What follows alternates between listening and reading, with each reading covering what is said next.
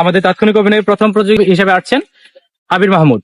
আমি আবিরকে আসার জন্য সবাই অনুরোধ জানাচ্ছি। এতটুকুর জন্য তুমি আমাকে ছেড়ে চলে যাবা? তোমার সাথে আমার এতটুকুই ভালোবাসা? বুঝলাম না আমি।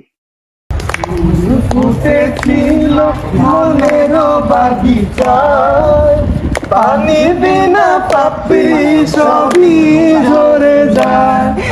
কোন অপরাধে তোমার প্রেমের তরিয়া কুলে ভাসালে, আমি ছিলাম তোমার চোখের মনি, কেন আমাকে কাঁদালে? তুমি যাও, চলে যাও, শুধু স্মৃতি রেখে যাও।